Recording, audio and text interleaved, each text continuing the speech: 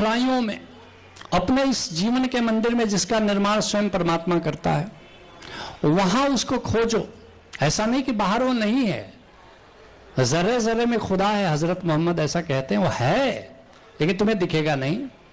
पहली बार जब भीतर उसको देख लोगे तो बाहर भी वही है। ऐसा नहीं कि वृक्षों में नहीं है, ऐसा नहीं कि हवाओं में नहीं है, ऐसा नहीं कि आकाश में नहीं है, लेकिन पहली बार भीतर के आकाश में उस सूरज को देख लोगे तो बाहर के सूरज में भी वही दिखाई देगा। भीतर के आकाश में परमात्मा के रंग को देख लोगे तो बाहर भी उसी का रंग दिखाई देगा। भीतर के आकाश में उसके परम संगीत को सुन लो, उसकी कृष्ण की बांसुरी को सुन लो तो बाहर भी बांसुरी की गूंज सुनाई देगी।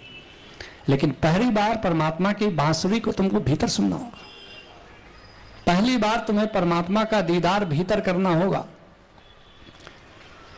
संतों ने कहा है कि पहली बार तुम्हें गुरु में परमात्मा के दर्शन होते हैं, दूसरी बार अपने भीतर परमात्मा का दर्शन होता है, और तीसरी बार जर्रे जर्रे में, सब में उसका दर्शन होता है।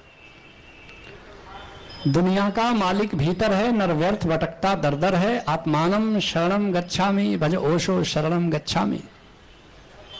सुनो, अब कबीर साहब के साथ हम चल रहे हैं, बहुत तेजी से, जेट स्पीड से तुमको ले जा रहा हूं। बैलगाड़ी का जमाना गया, अब जेट का जमाना है। ये लोग बहुत परम जीवन की ओर, परम प्रेम का पाठ सीखने की ओर बहुत ही तेज गति से माइल स्टोन के पत्थर तुम्हें बताते चल रहे हैं। कबीर साहब कहते हैं, खलक सब नाम अपने को बहुत कर सिर पटकता है। ये सारी दुनिया यश, शोहरत और दौलत, बस इस दो में अटक गई। देख लो हम क्या चाहते हैं, 99.9% यही कहेंगे कि हमको दौलत चाहिए या शोहरत चाहिए, यश चाहिए। क्या करोगे? दौलत मिल जाएगी तो क्या कर लोगे? अंत में सब यही छोड़ करके जाना है।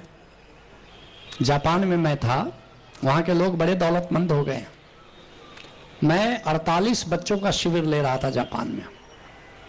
मुझको सहसा विश्वास नहीं हुआ ये जानकर कि 48 में से एक भी बच्चा अपने ओरिजिनल माँ बाप के पास नहीं था। अगर माँ ओरिजिनल थी तो बाप ओरिजिनल नहीं था, और बाप ओरिजिनल था तो माँ ओरिजिनल नहीं थी। माँ ने शादी किसी और से कर